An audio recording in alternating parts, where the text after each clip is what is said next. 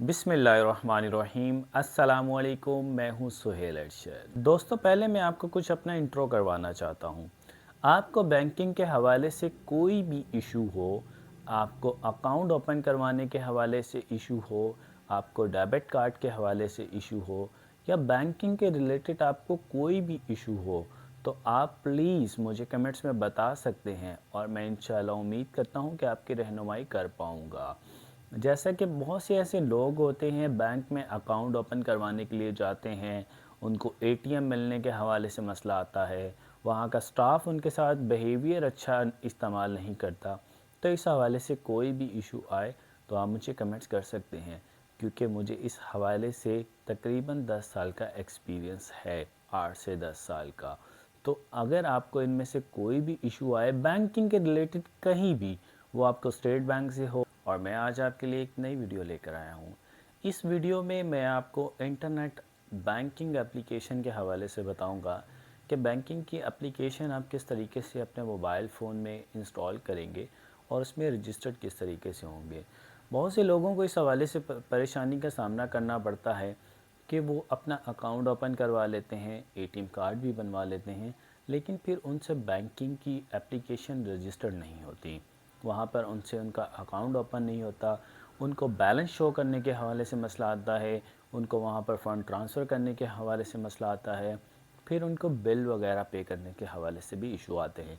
बहुत से ऐसे मसले मसाइल हैं जिनका उनको सामना करना पड़ता है। तो इस वीडियो में मैं आपको बताऊंगा कि आप किस तरीके से बैंकिंग एप्लीकेशन इंस्टॉल कर सकते हैं और इसको किस तरीके से रजिस्टर कर सकते हैं। तो मेरी इस वीडियो को एंड तक ज़रूर देखिएगा।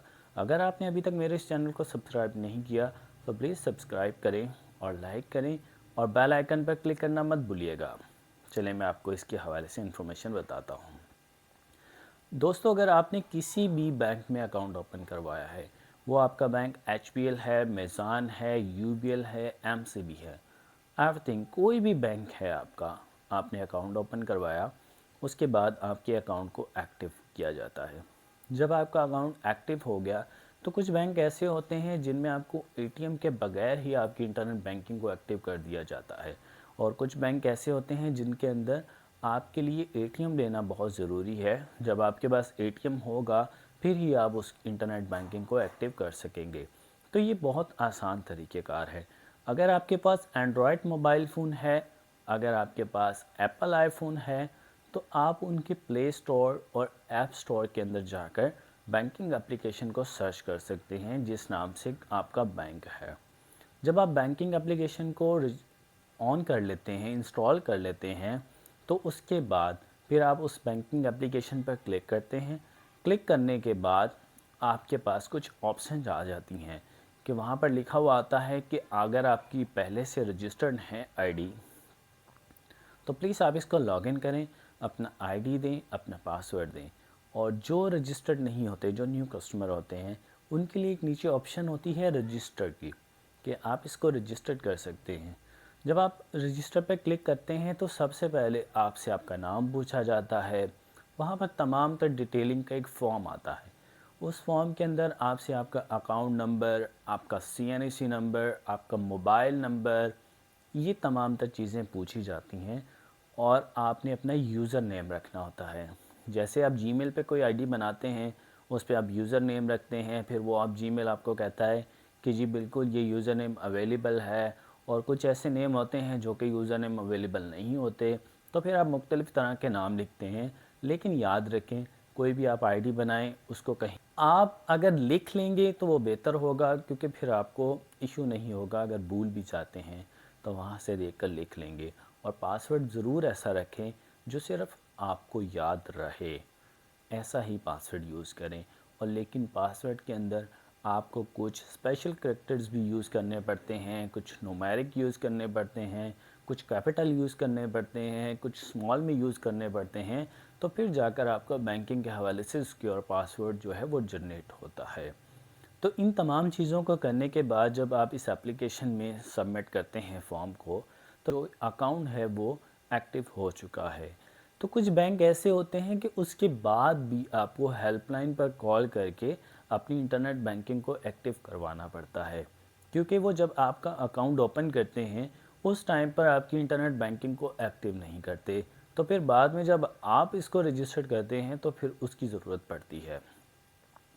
तो इसमें अगर कोई ऐसा बैंक है तो उसके लिए आप हेल्पलाइन पर कॉल करके उसको एक्टिव करवा सकते हैं। अदरवाइज़ आपको वेरिफिकेशन OTP कोड आ जाता है। क्या फैसल बैंक की एप्लीकेशन को लें, तो फैसल बैंक की एप्लीकेशन में आप जैसे ही इसको इंस्टॉल करते हैं, फिर अगर आपका अकाउंट एक्टिव है तो वही फॉर्मेलिटीज़ को पूरी करके आप उसको रजिस्टर कर लेते हैं, तो फिर आपकी एप्लीकेशन ऑन हो जाती है। ऑन होने के बाद इसमें एक और चीज़ बहुत अच्छी है कि अगर आपके पास ATM कार्ड मौजूद है तो आपको हेल्पलाइन पर कॉल करने की ज़रूरत नहीं। आप उन्हीं की ऑप्शंस के अंदर जाएं, वहाँ पर जाकर अपने कार्ड को खुद ही एक्टिव कर सकते हैं। वहाँ पर आप अपना पिन कोड रख सकते हैं।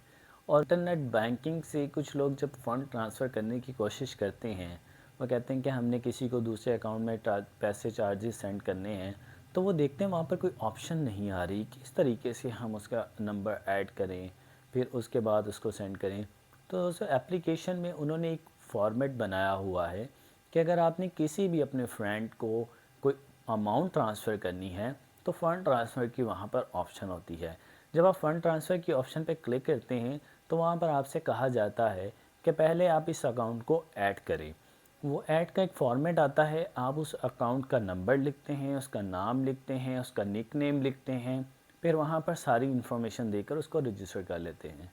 फिर आप फंड ट्रांसफ़र की ऑप्शन में जाएं और वहाँ पर जाकर देखेंगे कि ऑलरेडी वो अकाउंट आ रहा होगा बाई नेम से। आप उसको क्लिक करें, आपसे पूछा जाएगा कि कितनी अमाउंट सेंड करना चाह रहे हैं। आप अमाउंट लिखेंगे, उसके बाद फिर आपसे एक ट्रांजैक्शंस आईडी होती है जो कि सेंड करने के हवाले से होती है, तो वो आईडी आप वहाँ पर देंगे, देन आप पेमेंट को सेंड करेंगे तो आपकी पेमेंट जो है वो सेंड हो जाएगी।